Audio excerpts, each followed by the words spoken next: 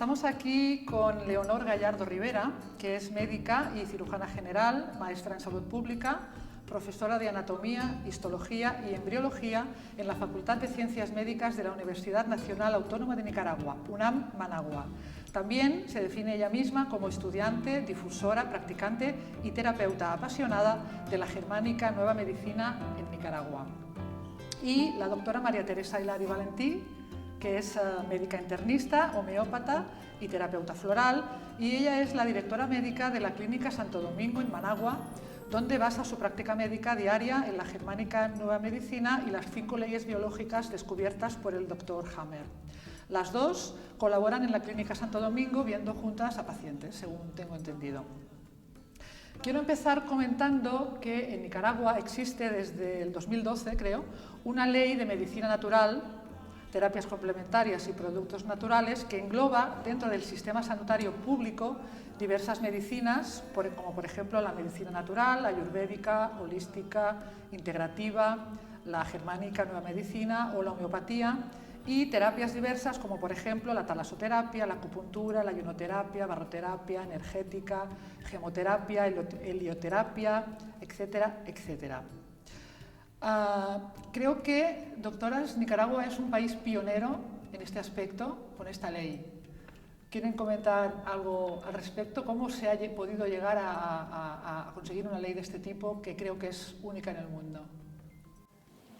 Bueno, yo creo que sí se es pionero, ¿verdad? Entiendo que se ha estado trabajando mucho en esto. Ha sido una decisión, digamos, del gobierno de Nicaragua el poder aprobar esta ley debido a la demanda de la población que cada día de manera no tan formal, pero sí buscando vías informales, también estaba demandando el uso y la práctica de estas terapias. Entonces, como respuesta a esto y a la iniciativa también, digamos, de muchas personas que trabajan en estas áreas, pues se solicitó a la Asamblea Nacional. La Asamblea Nacional estudió, analizó y decidió al final aprobar esta ley, y se ha estado trabajando desde ese entonces en el sentido de empezar a ponerla en práctica en el país, a tal punto que el Ministerio de Salud, que es el encargado de regentar esto, pues ha estado trabajando en llevar poco a poco a la práctica esto dentro de sus propios sistemas de salud. Va avanzándose en esto paso a pasito, pero creo que pasos seguros. También es interesante agregar de que esta ley fue resultado de una consulta popular. Hay en este país, Nicaragua, hay una carrera de medicina naturoortopática, hay médicos que egresan con esta visión natural y naturista. También hay una red de medicina natural que se llama de cantera, dirigida y animada por una hermana monja religiosa, la hermana Julie Marciac. Entonces, y también hay productores de plantas preparadas, envasadas en cápsulas. Entonces se hizo una consulta popular en estos sectores y fuimos proponiendo los términos de la ley y fuimos enriqueciéndola. Se presentó la propuesta al órgano legislativo y se gestó una comisión bipartita. Estaban los legisladores especialistas en los temas médicos sanitarios y estaban los representantes de estas bases, ¿verdad?, que estaban aportando con mayor conocimiento los pros y los contras de cada aspecto de la ley. Entonces se fue gestando la ley en un diálogo permanente entre los legisladores, representando al gobierno de alguna manera, y las bases populares que practican o demandan las terapias alternativas y la medicina integrativa. Pues felicidades por haberlo conseguido, por haber formado parte del proceso. Gracias. Intentaremos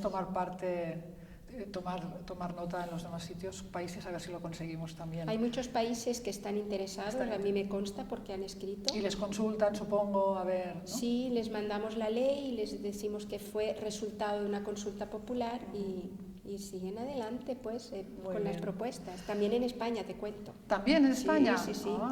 Eso no lo Sí. sabía yo. Hay sectores políticos sociales Sí. que están presentando estas propuestas.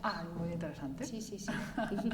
Pues estamos aquí un poco para hablar de una de las medicinas que contempla esta ley y que ustedes practican allí, que es la germánica nueva medicina.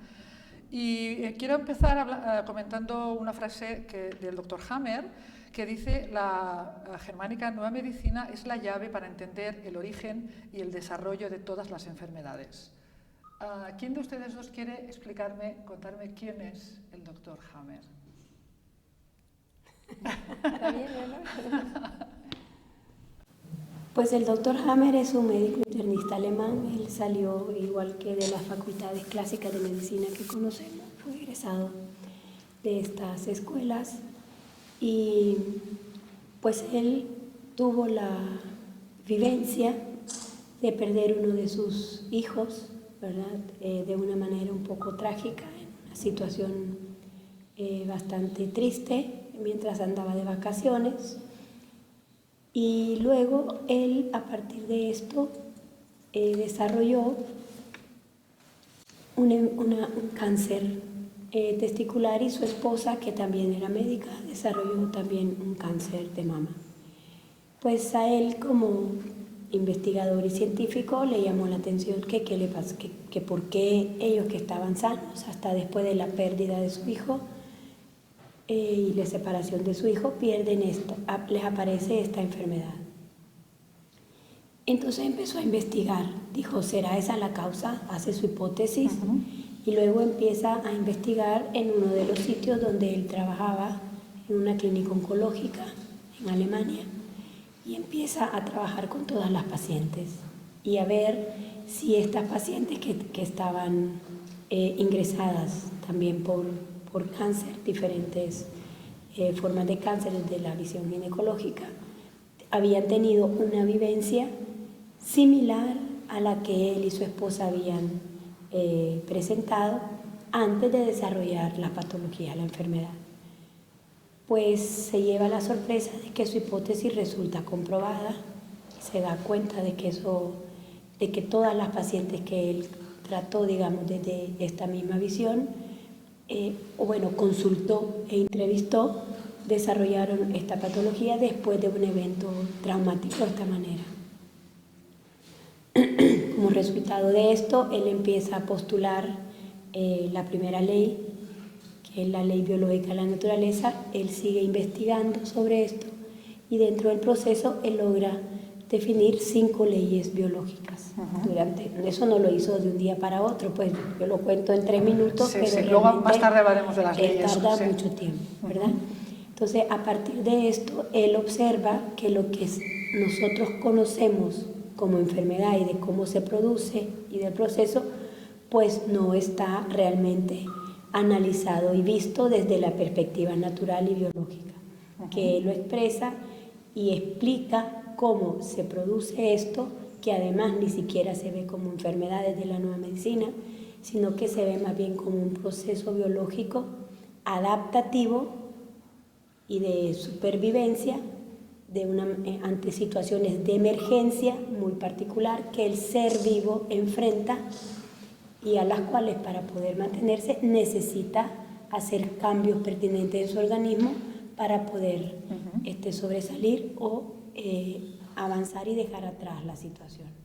¿Cuántos Entonces, años hace más o menos que está investigando esto el doctor Hammer, que ocurrió esto en su vida? Fue en el año 78-79 y él presentó su tesis doctoral hace mucho. Tiene mucha experiencia y más de 40.000 casos tratados con éxito, estudiados a fondo, médicamente hablando. Y más o menos en el 80-81, si mal no recuerdo, él presentó su tesis doctoral en la Universidad de Tübingen, pero en base a sus descubrimientos. Este estudio es su tesis doctoral. Claro. Él investigó primero a las pacientes del Instituto de Cáncer en el que estaba trabajando y después elaboró su tesis doctoral muy bien sustentada científicamente, presentando las 5 leyes biológicas en que se basa la nueva medicina, pero curiosa y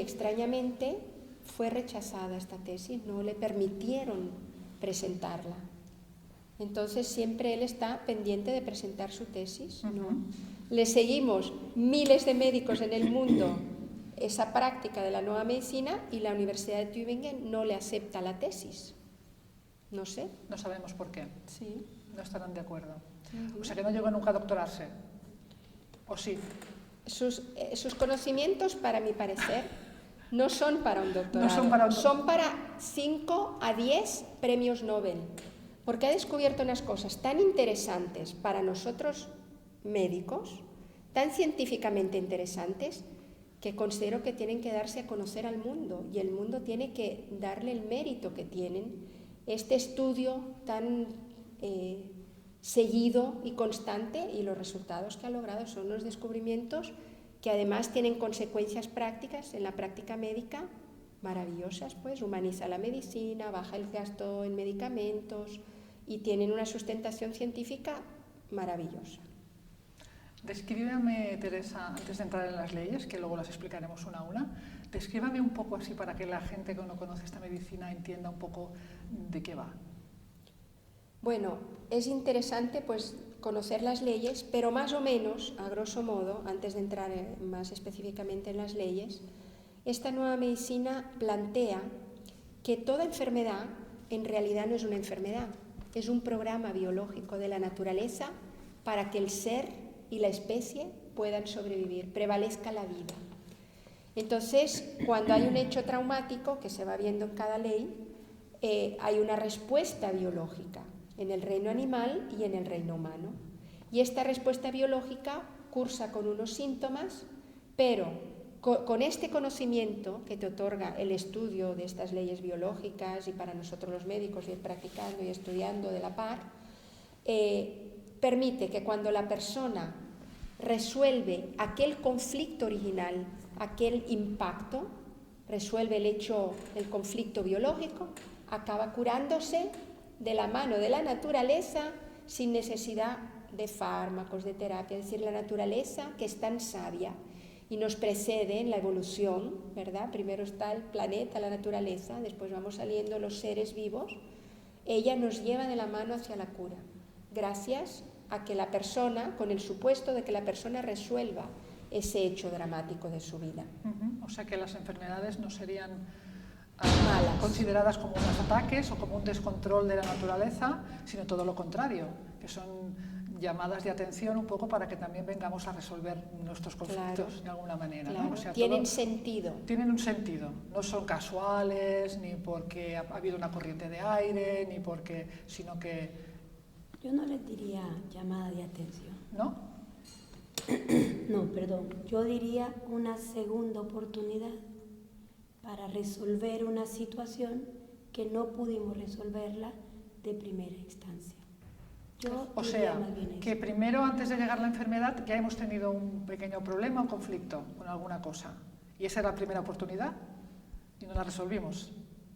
La vivimos como hecho dramático. O sea, al vivir ese conflicto en ese momento, ¿verdad? En esa forma de vida, en esa condición, en ese ambiente, lo vivimos y no lo pudimos. En el momento preciso que se presentó, vivimos un conflicto que no supimos resolver en ese momento. Entonces, como en una segunda oportunidad, como una situación de emergencia, ¿verdad?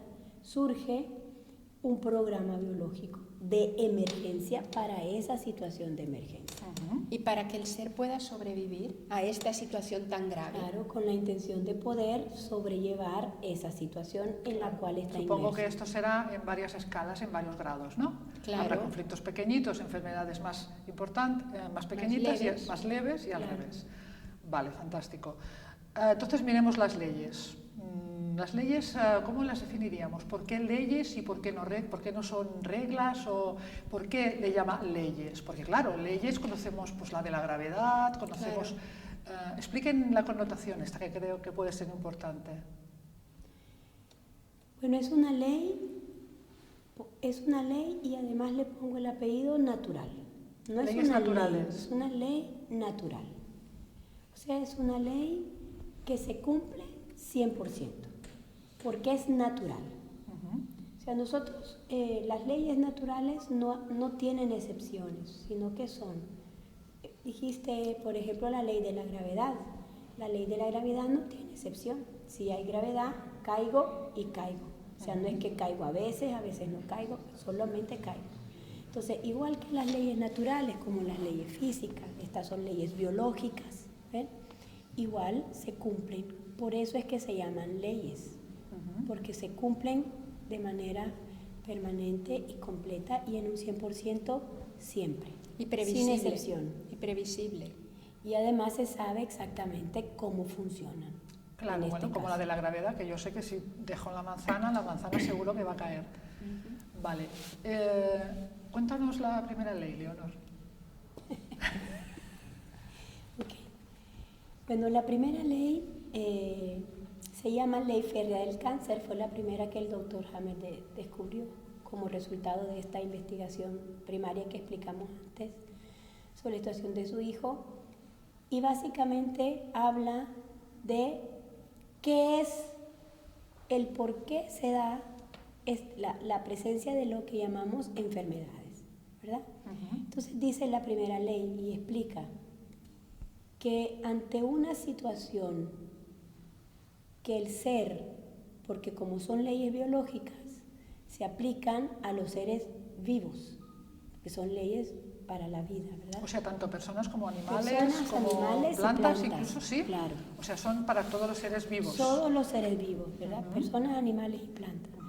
Estas leyes biológicas, el doctor, aplicándolas a los humanos, hace la nueva medicina germánica, ¿verdad? Que la nueva medicina germánica está precisamente, montada y fundamentada en estas leyes. Entonces, esta primera ley dice que cuando el ser vivo se encuentra ante una situación conflictiva, que en terminología de la nueva medicina germánica se llama DHS, que significa síndrome de Dirkhammer. El doctor puso este nombre en honor a su hijo, a su hijo murió. Fallecido. Sí, era un muchacho joven de 18 años. ¿Verdad?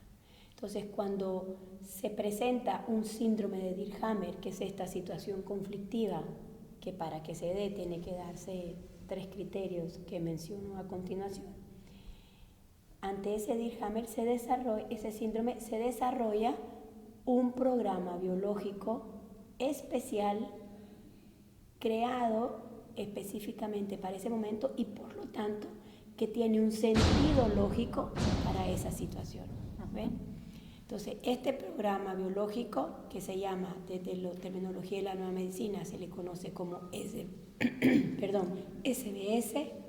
El programa SBS. El programa biológico se conoce desde la terminología como SBS por sus siglas en alemán, ¿verdad? Se desencadena ante la presencia de un DHS. ¿Y qué es un DHS? Sí, ¿cuándo un conflicto puede desarrollar este programa? Porque tenemos muchos conflictos. Entonces, un DHS es una vivencia, diría así, del ser, que lo experimenta el individuo de una manera, primero, aguda, o sea, dramática, inesperada, y que además se vive en soledad. Entonces son 3 criterios. Es inesperado, algo que de repente llega a nuestras vidas y para lo cual no estábamos, digamos, listos ni esperándolo, ¿verdad? Nos agarra a contrapié, como se diría aquí, o movidos, como decimos en Nicaragua, ¿verdad? Eso en primer lugar, es inesperado. En segundo lugar, se vive en soledad. O sea, en soledad significa que o no lo comparto con nadie, aunque haya muchas personas a mi alrededor, porque no quiero, porque me da pena, porque no puedo hacerlo en ese momento. O me da vergüenza, o... Claro, ¿verdad? No quiero, me da pena. O bien puede ser que si lo he compartido, si he hablado, por ejemplo, con la doctora aquí, ella no ha realmente hecho empatía a mi vivencia y por lo tanto lo que ella expresa en relación a ese evento, para mí es como que siguiera estando sola. Entonces, esa también es otra forma de vivirlo en soledad. Y ese es el segundo criterio. Y el tercer criterio importante para que se produzca un DHS es que se viva además de manera dramática, o sea, que aquella vivencia ocupe gran parte de los pensamientos que se me presentan durante el día y en la noche en relación a esa situación. Entonces, mi mente está ocupada, enfocada en esa situación que viví en ese momento.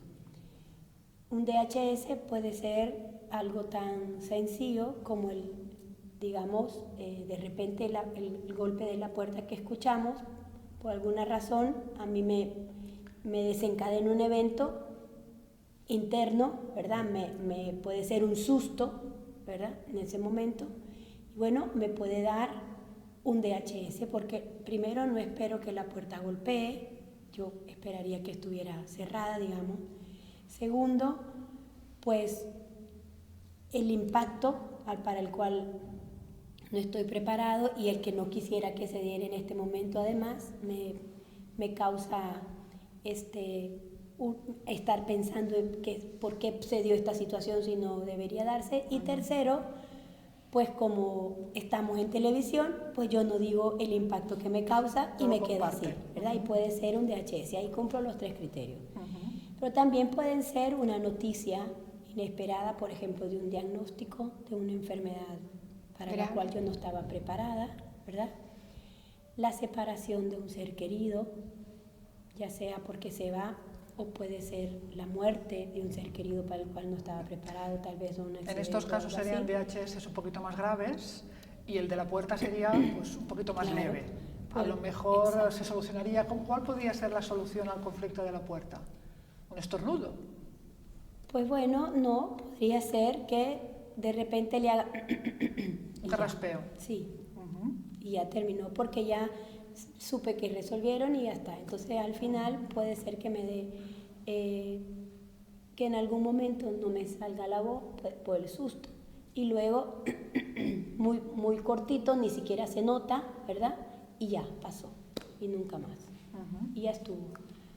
Eso puede ser algo más severo, como la aparición, por ejemplo, incluso de un crecimiento de un cáncer, ¿verdad? O de una pérdida ósea, de lo que se conoce como osteoporosis, o de una diabetes, en dependencia del órgano que esté involucrado, del tipo de DHS que se presente, de conflicto que desencadene el DHS, y por lo tanto qué programa biológico de mi cuerpo se pone en funcionamiento para responder a esa situación. O sea que un cáncer, disculpa, sería el resultado de un DHS que hemos tenido en algún momento. Claro, porque estos programas biológicos que se desencadenan ante un DHS, estos programas biológicos, en primer lugar, son programas que otro DHS. Pero como ya lo compartimos, ya no fue. En primer lugar, son programas que es lo que tenemos que tener claro, porque la nueva medicina, a través de las leyes, involucra todo lo que tiene que ver con la vida. Y dentro de la vida está el proceso de la evolución. Y estos programas biológicos se ha visto que también forman parte de la evolución del ser en el proceso de llegar a la vida, lo que somos ahora como seres humanos. Y que a medida que el ser individuo, no necesariamente humano, las células antes, hace muchos millones de años atrás, se enfrentaban también a situaciones biológicas, ¿verdad? Yo en este caso fue una situación necesariamente de sobrevivencia real, ¿verdad? Bueno, pero quién sabe lo que podría haber entrado por la puerta. A lo mejor, sí, claro, ¿verdad? O el miedo que me puede producir escuchar el ruido. Pero estos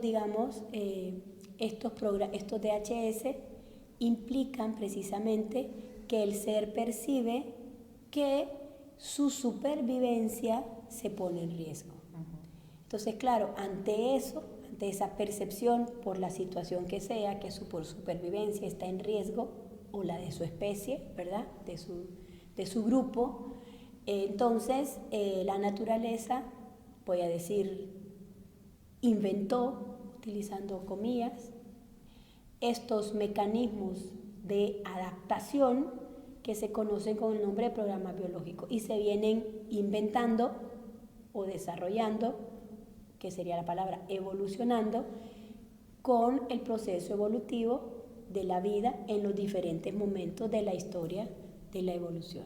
Entonces hay programas biológicos que son muy antiguos, relacionados con conflictos de supervivencia muy antiguos y muy básicos, y hay programas biológicos que son, digamos, más modernos, sería la palabra, más nuevos evolutivamente, que están asociados también a conflictos que son más recientes dentro de la supervivencia del ser. Y eso hace que se exprese las transformaciones del organismo como resultado del programa en diferentes órganos, desde órganos muy primitivos evolutivamente, como los que tienen que ver con la alimentación o la excreción, a órganos más modernos, como por ejemplo la piel, la visión, etc. Entonces, por eso es que se dan en diferentes órganos. ¿Sabe que se explica usted muy bien? ¿No? Cualquiera diría que es profesora. Claro, es docente de la Facultad de Medicina. Se le nota que está acostumbrada a explicar esto a los alumnos. Y además que es la universidad pública más importante de Nicaragua, donde se forman miles de médicos, ¿verdad? Entonces, tiene ahí muchos alumnos y oyentes. Espero que pronto lo puedas acompañar como docente. ¿No te lo han propuesto todavía, Teresa? No, porque yo me dedico a ver pacientes. ¿Te gusta más el ella, aspecto sí, de los pacientes, acompañar sí, a los pacientes? ¿Te toca la segunda ley? Bueno, la segunda ley es la ley bifásica de todos los programas biológicos, porque son programas, SBS significa un programa biológico con sentido, tiene un porqué.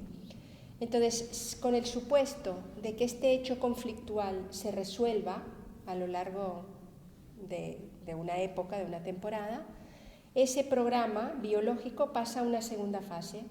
Y este programa, entonces, es que tiene dos fases. Cuando logró resolverse el conflicto, ya sea porque la persona voluntariamente hace cambios en su vida o en su percepción de la vida y del ambiente, y entonces ya el conflicto no tiene importancia para ella, o el ambiente cambia o cambia de trabajo, y entonces queda resuelto el conflicto gracias a este cambio. Entonces, con la solución de este hecho dramático, el programa biológico de sobrevivencia pasa a una segunda fase. La primera fase, como el hecho está reciente y le preocupa mucho a la persona, es la fase del conflicto activo.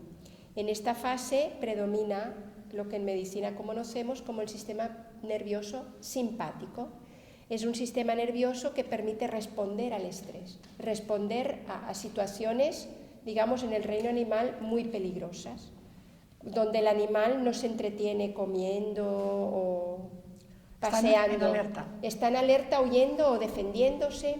Entonces, si la persona tiene un hecho muy dramático y está todavía en simpaticotonía porque no se ha resuelto, esta persona va a perder el apetito, por tanto se va a adelgazar, va a tener un poquito de taquicardia, se le va a subir un poquito la presión.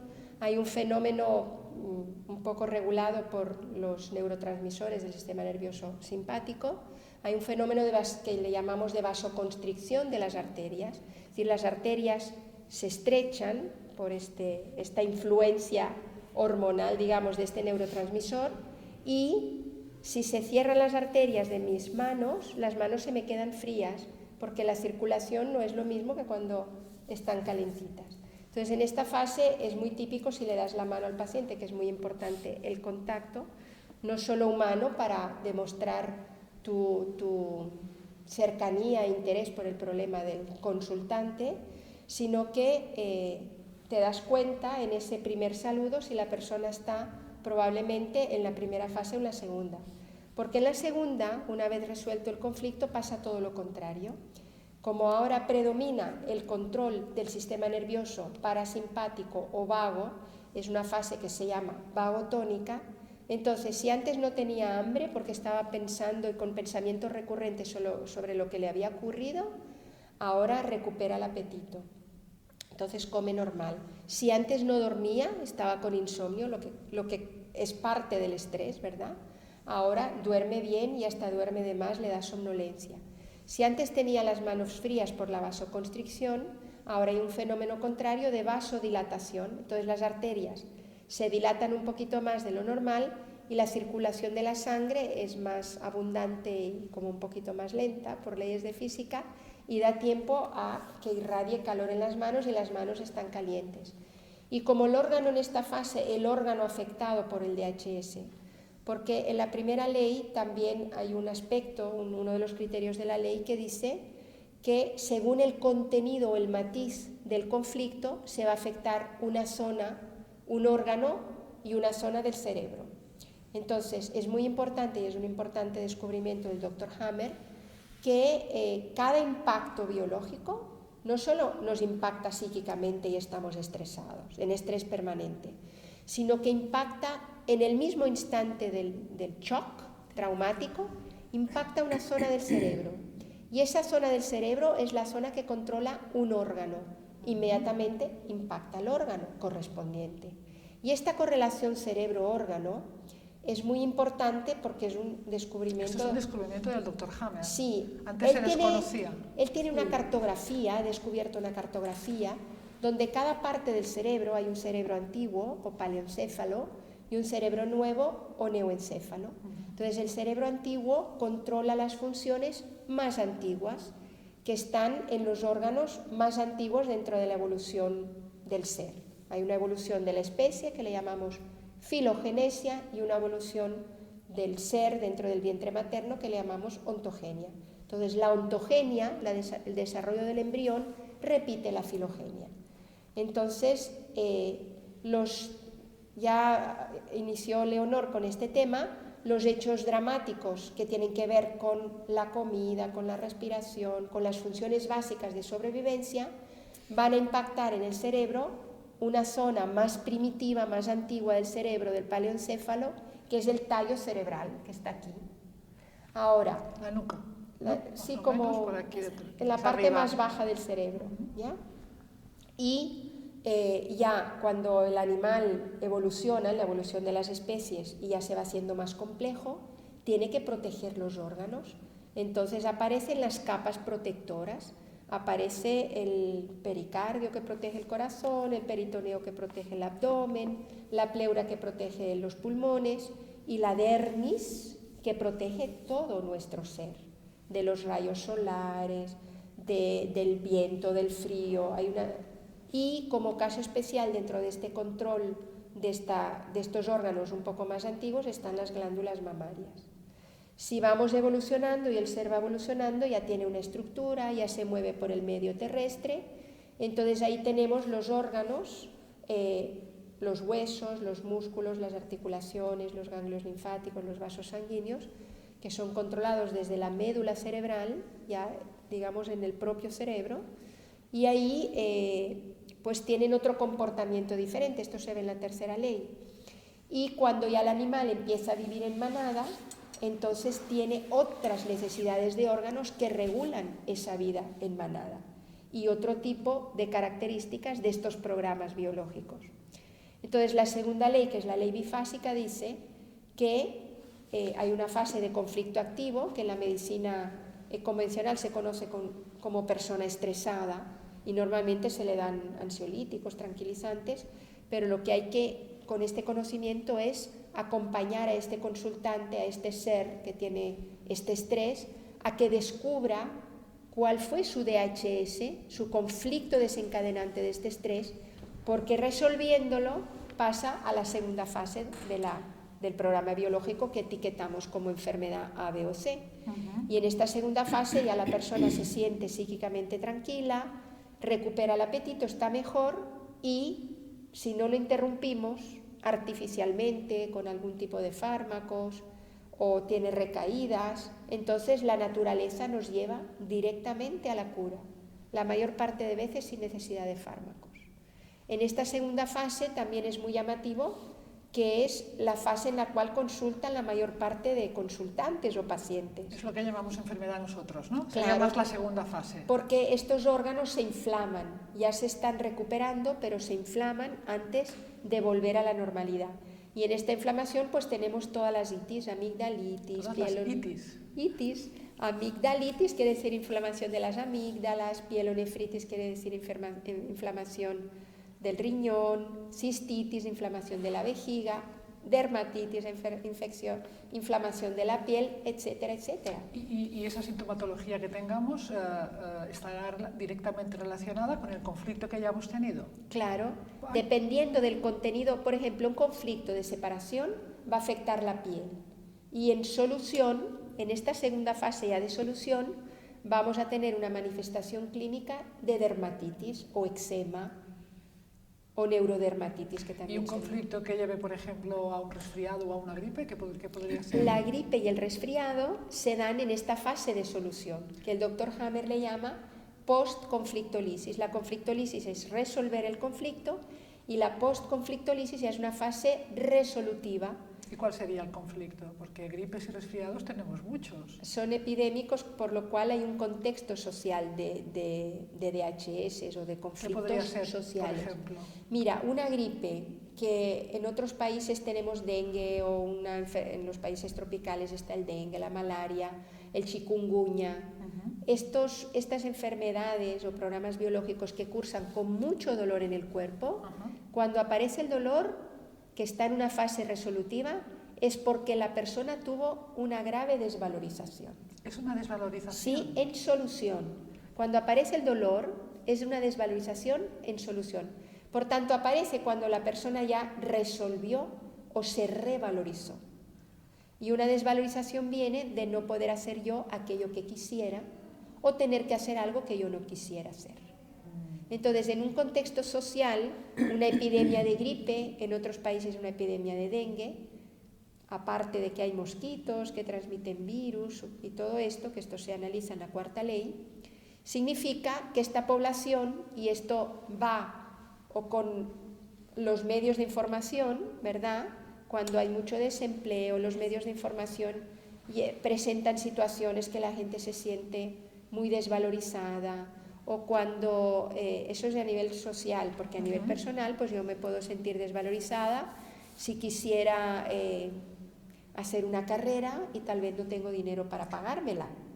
Entonces, si por fin un día puedo hacer la carrera por condición de beca porque conseguí el dinero, me voy a revalorizar, ya me siento realizada y revalorizada, pues si puedo, ahora puedo, entonces puede ser que tenga dolor en la zona correspondiente al tipo de desvalorización que tuve, porque nuestra corporalidad tiene una cartografía y una simbología.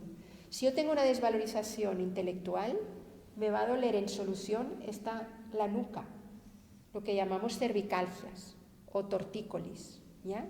Si yo tengo una desvalorización intelectual en solución, ya esto se va reparando y después desaparece el dolor.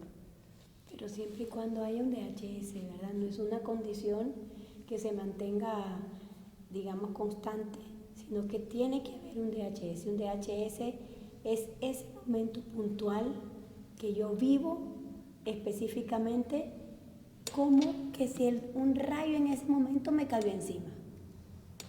Como en ese momento, por ejemplo, en el ejemplo que ponía la doctora de querer hacer una carrera, yo digo, bueno, yo voy a hacer una carrera, aplico una beca, el resto lo completo, llego yo, hago mi examen, lo que me tenga que hacer, espero tener una nota y estoy casi lista y de repente me dicen, pues no le vamos a dar la beca.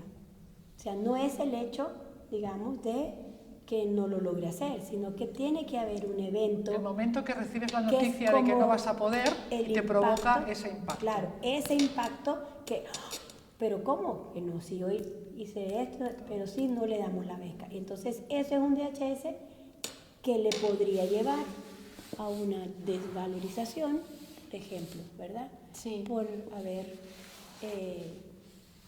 pensado que iba a lograr algo, que yo lo vería un poco como bocado, pero también puede ser una desvalorización, un bocado que no alcanzo, etc. Entonces, pero tiene que haber un evento desencadenante. Y lo importante de esto es que la primera ley dice que el DHS, cuando impacta el DHS, que es como un impacto exactamente, ¿verdad? Un disparo de alguna situación, se da a 3 niveles. Y esto es lo que la doctora mencionaba, que es uno de los grandes descubrimientos del doctor Hammer, porque yo percibo la situación a través de la psiquis, la reorganizo en mi cerebro, lo recibe con un cambio estructural que incluso puede ser visible en una tomografía axial computarizada sin contraste del cerebro, y se ve la lesión que se conoce con el nombre de foco de Hammer por otra historia, y además dependiendo de qué sitio específico del cerebro en particular impacte ese DHS de acuerdo a la coloración o el contenido de conflicto que desencadene ese DHS, va a afectar un órgano determinado. Y esto es algo, por ejemplo, que antes no se hablaba. En medicina se podía hablar de enfermedades psicosomáticas, ¿verdad? Pero poder demostrar exactamente la relación de la percepción, exactamente el sitio cerebral donde se puede observar la lesión que causó ese DHS, y luego de ese punto específico llevar la conexión hasta el órgano, eso lo logra el Dr. Hammer a través de sus estudios. Y esto sucede de forma, digamos, instantánea, al mismo tiempo, pero además también el proceso de transformación que se produce en estos 3 niveles también se da de manera sincrónica en los diferentes momentos en que se presenta el programa biológico. Si el programa biológico que está en una fase activa, o sea, en una expresión simpaticotónica, que como la doctora explicó, se refiere a un estado de alerta del organismo, entonces todos los 3 niveles, psiquis, cerebro y órgano, se encuentran en ese momento en esa fase simpaticotónica. Luego, si el programa biológico se encuentra la solución del conflicto, asumamos que de alguna manera después le mandan una carta a la persona de la beca y le dicen, disculpe, fue un error, ¿verdad? Usted puede hacer su beca, ella tiene acceso a su beca, soluciona el conflicto. En ese momento se soluciona su ella conflicto. Soluciona, entonces eso se llama conflicto lícito, o sea, el conflicto que estaba ahí es destruido, ¿verdad? En ese momento pasa a la segunda fase del programa biológico, que es la fase vagotónica, como la doctora mencionaba. Entonces, todas las estructuras, los 3 niveles, psiquis, cerebro y órgano, evolucionan o se mueven sincrónicamente. Todo el proceso se mueve sincrónicamente en los 3 niveles se mueven exactamente y pasan a ese segundo momento del programa. Y eso lo explica también. O sea que ese foco de Hammer que aparece en el cerebro, también si se viera en ese momento estaría diferente, también va evolucionando. Claro, entonces uno puede darle seguimiento a los focos de Hammer, que te pueden decir en qué fase del programa se encuentra, y también puede darle seguimiento a las transformaciones orgánicas, digamos, o las alteraciones de la función, o no diría alteraciones, cambios de la función orgánica o adaptaciones funcionales orgánicas que se van moviendo, digamos, o evolucionando dentro del programa biológico, y uno puede ir viendo exactamente todos esos cambios. ¿Y ustedes han constatado con sus pacientes que se van cumpliendo estas fases, que va ocurriendo lo que está dicho que tiene que ocurrir? Sí. O sea, ustedes lo comprueban en su día a día. O sea, eso debe dar una gran tranquilidad para ustedes como médicos y para los pacientes, que supongo que se lo explican y ellos ya saben lo que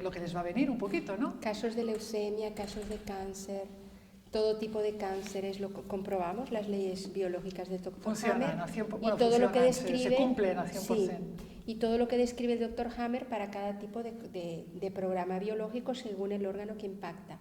Y tal es así el descubrimiento del Dr. Hammer, que se pueden hacer diagnósticos diferenciales. Por ejemplo, si un tumor de mama es del tipo adenocarcinoma o melanoma o carcinoma ductal de mama, a través de la tomografía.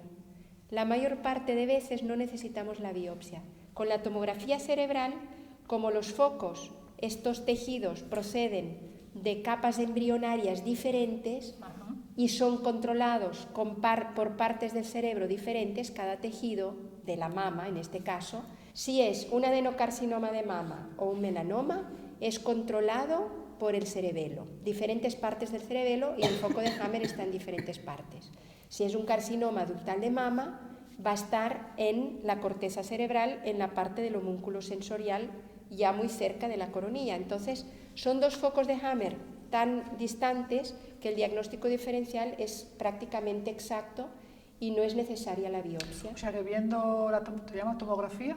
Tomografía cerebral sin contraste, que también se llama escáner cerebral. Pero no hace falta inyectar contraste. O sea, que viendo eso ya se puede saber dónde está, qué órgano está afectado, qué tipo de tumor es, o de enfermedad incluso, ¿no? Porque las enfermedades también deben salir reflejadas, no solamente los tumores, no solo son los tumores. Se puede saber solamente viendo eso. Y incluso en qué fase está también. Se correlaciona con la clínica, con lo que explica la persona, ¿sí? Y con el examen físico, a veces algún examen de laboratorio. Hay una correlación, pero muchas veces no necesitamos biopsia gracias a este instrumento diagnóstico que es la tomografía cerebral, sin contraste. ¡Qué maravilla! Sí, este es un gran descubrimiento del Dr. Hammer. No, y un gran esfuerzo, digamos, de su trabajo de investigación, porque él ya tiene esta cartografía que la doctora explicaba bastante bien aclarado y detectado. Creo que la gran mayoría de los focos que se encuentran en cada una de las partes cerebrales, como cuál es el DHS que desencadena ese foco, qué programa se lleva a cabo como resultado del impacto en ese sitio específico, qué órganos están afectados con ese, o qué tejidos, porque a veces no es el órgano, sino que es el tejido en particular el que está afectado con ese foco cerebral en ese sitio, y cuáles son las transformaciones que se pueden dar pues en el órgano o en el tejido con ese programa biológico especial a los 3 niveles, ¿verdad? En el órgano específicamente, también en el cerebro, que más o menos sigue un proceso bastante homogéneo, y luego en la psiquis. O sea, tiene bastante bien detallado eso. Entonces, pues de alguna manera se puede hablar hasta de un poco de, no diría de pronóstico, sino que de seguimiento adelantado y de tranquilizar a la persona de que si se le presenta o un dolor o una inflamación o un sangrado, pues eso formaría parte de lo incluso que se espera. Se le puede avisar, puede usted tener un sangrado, puede usted tener un dolor aquí, pero no se preocupe, que es normal, que pasará, y eso da una tranquilidad, imagino. O consulte si el sangrado es muy importante, o si tiene un dolor de cabeza muy fuerte, que puede ser que el foco de Hammer está muy inflamado. También conocemos los criterios de severidad, ¿no? Donde hay que acompañar al paciente más de cerca. Y hay casos de emergencias que definitivamente pues, son referidos a los hospitales, a un servicio de emergencias, porque no, o sea que es una también situación se dan urgente. Fases un poco más graves, en los cuales hay que ver... fases graves. Hay fases graves en según qué enfermedades, como pueden ser a lo mejor los tumores, que en el que sí sería infarto, apropiado... El infarto de miocardio... ¿El infarto qué sería, por ejemplo? ¿Qué tipo hay dos tipos de infarto. Ajá. Está el infarto de la fibra muscular cardíaca, que es el infarto propiamente del miocardio, que esta fibra muscular cardíaca es controlada desde la médula cerebral, y es un tejido derivado embrionariamente del mesodermo nuevo. Y luego tenemos el infarto de las arterias coronarias, con unas características clínicas y un diagnóstico diferencial totalmente aparte, ¿verdad? Que es un programa propiamente de las arterias coronarias, y que el infarto se da siempre en una fase que se llama crisis epiléptica o epileptoide, dependiendo del órgano, y cursa con aumento del colesterol, lo cual no ocurre con el infarto de la fibra miocárdica. Tiene unas características clínicas totalmente diferentes. Entonces, este es otro descubrimiento del Dr. Hammer, que no todos los infartos son iguales. Hay un tipo de infarto de la fibra miocárdica cuando la persona sufrió un conflicto de sentirse sobrepasada por lo que le ha ocurrido. Yo ya no aguanto más, yo ya no puedo más con esta situación. Afecta a la fibra miocárdica porque tiene una connotación de cierta desvalorización, que yo no puedo más con esto que estoy viviendo. Y el otro infarto, que es el infarto de arterias coronarias, tiene una connotación de pérdida de territorio. Para un hombre el territorio puede ser su casa, su trabajo, su esposa, sus hijos. Entonces, si la esposa se le va o pierde su trabajo, es como que perdiera su territorio, que en una manada de lobos es algo muy específico, un territorio físico, ¿verdad? Pero el ser humano pues tiene una connotación un poquito más simbólica, el concepto de territorio, y cuando recupera el territorio, entonces en una fase de recuperación se da el infarto.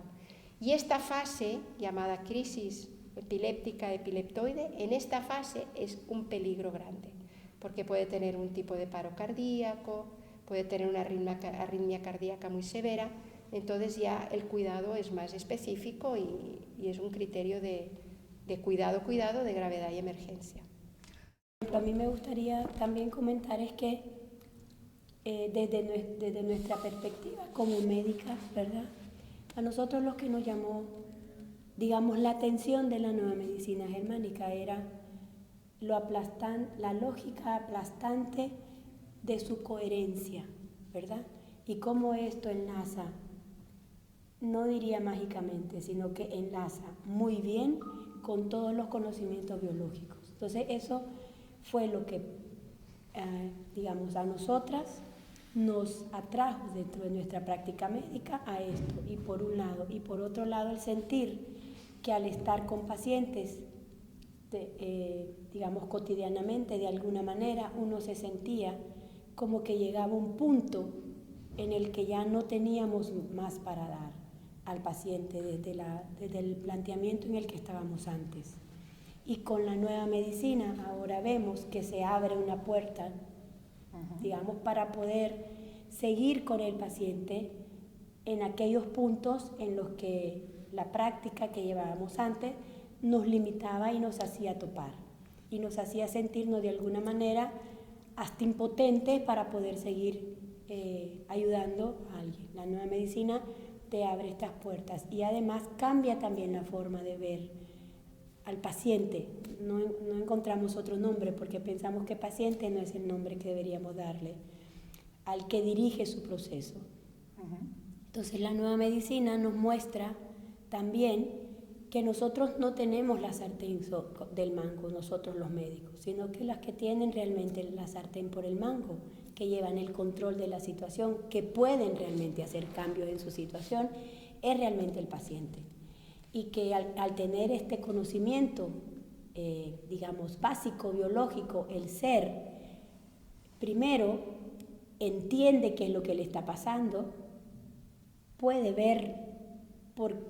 verlo claramente cuál es su proceso, vivirlo y sabe exactamente cuál fue su conflicto. El paciente, cuando uno habla con él, le explica, por ejemplo, cuál conflicto podría ser según la patología que llegue.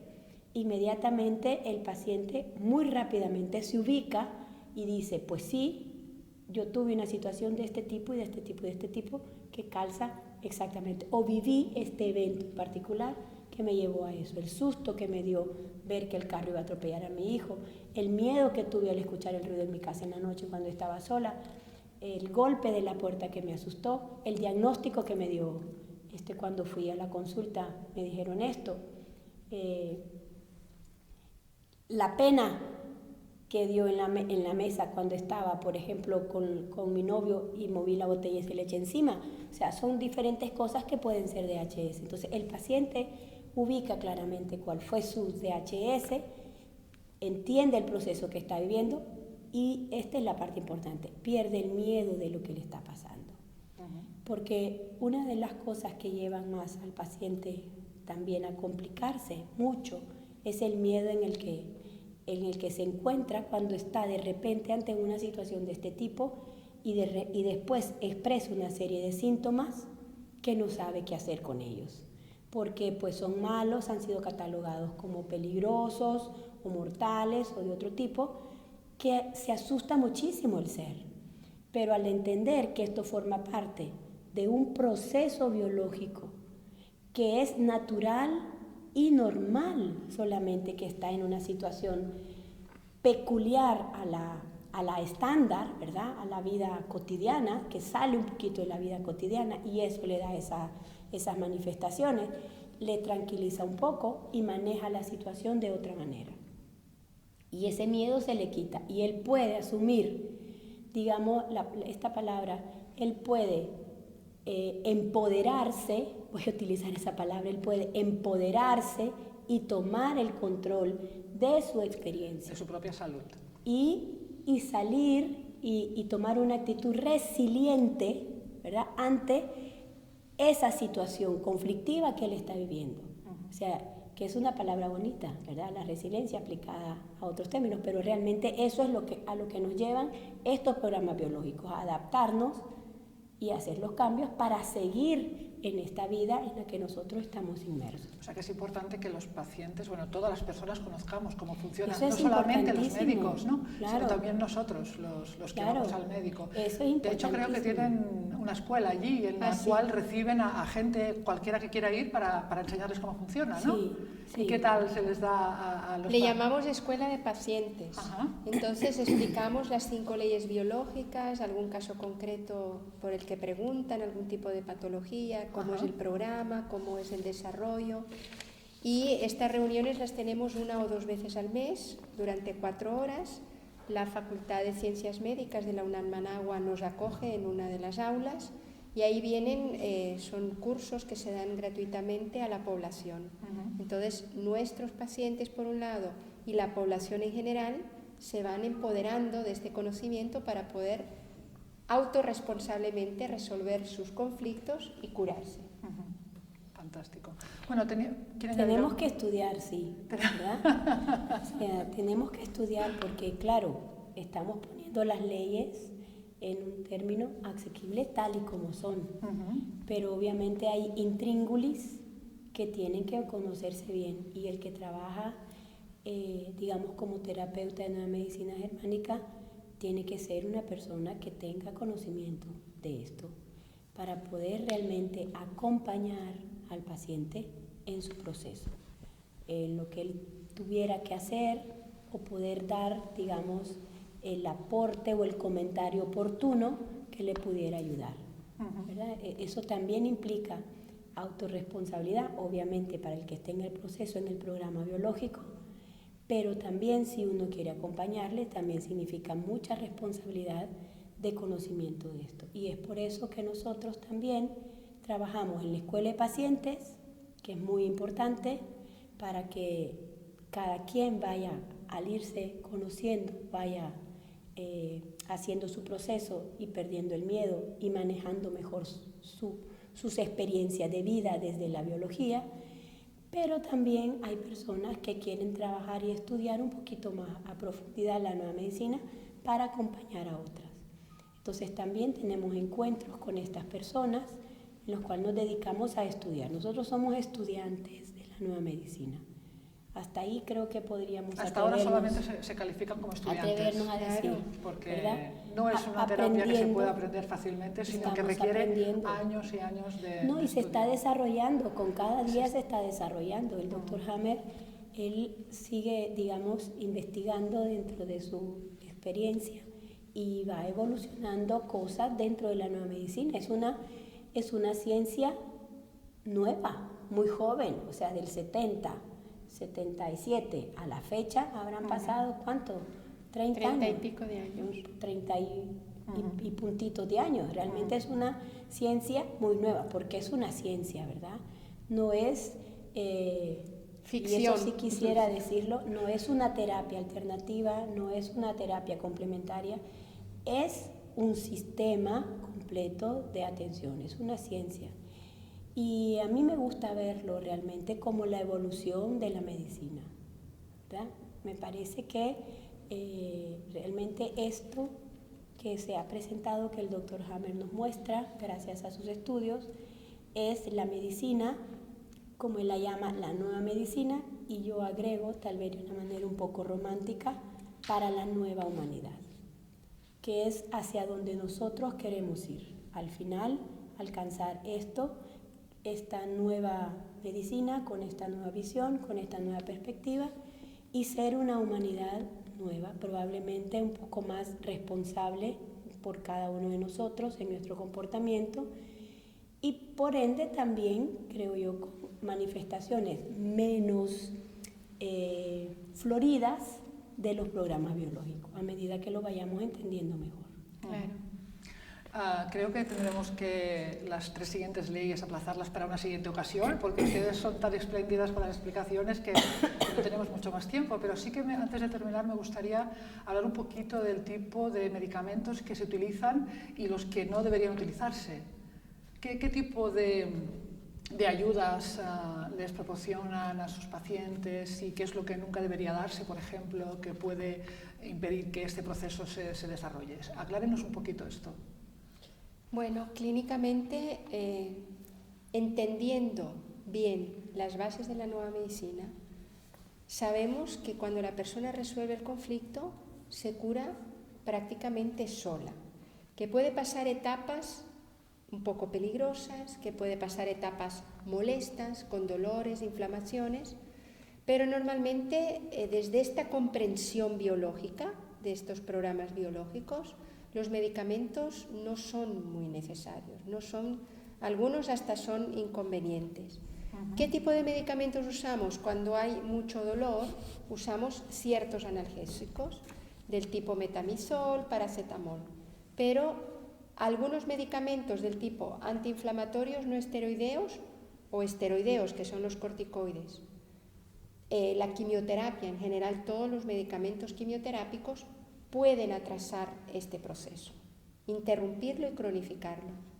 También el Dr. Hammer nos recalca que la morfina y todos sus derivados, tipo tramadol, codeína, es inconveniente porque es peligrosa, actúa a nivel del sistema nervioso central y hay toda una alteración del ritmo biológico ahí.